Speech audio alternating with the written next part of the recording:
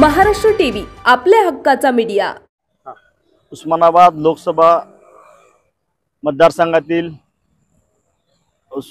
महायुतीचे अधिकृत उमेदवार सौ अर्चनाताई राणा जगदीश पाटील यांच्या लोकसभेच्या निवडणुकीच्या अनुषंगानं प्रदेशाध्यक्ष दिलीप भाऊ कांबळे साहेब, माजी मंत्री भारतीय जनता पार्टी यांचा वतीने काल धाराशिव शहरामध्ये अनुसूचित जाती मोर्चाचा जिल्हाध्यक्ष मी स्वतः माझ्या मार्गदर्शनाखाली सर्व अनुसूचित जाती मोर्चाच्या कार्यकर्ता यांचा मेळावा घेण्यात आला।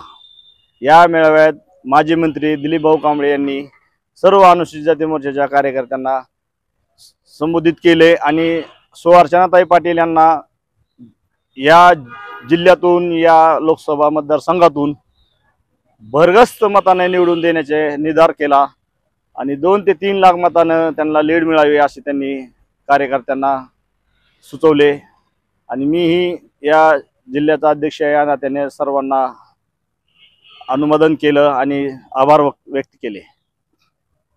काय आपली पुढील रणनीती काय आहे?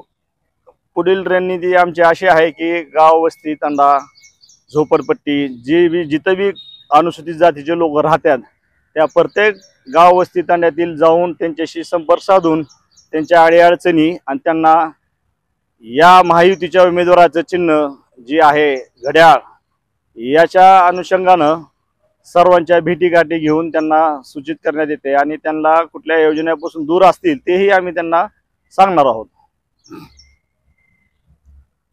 आपल्या अर्चनाताईंना 1.4 लाखाची लीड देण्याच्या हिशोबाने आपल्या इथं अनुसूचित जाती मोर्चाचे प्रदेशाध्यक्ष माननीय कांबळे साहेब आलेले आहेत, तर आपल्याला त्यांनी संबोधन करावं हे मी त्यांना विनंती करतो। धन्यवाद। मोठपेठीने खूप मोठा आपल्या भागातील महत्त्वाच्या आणि ताज्या बातम्या पाहण्यासाठी आजच आमच्या महाराष्ट्र टीव्ही न्यूज चॅनलला YouTube वर सबस्क्राइब करा आणि बेल आयकॉन प्रेस करा।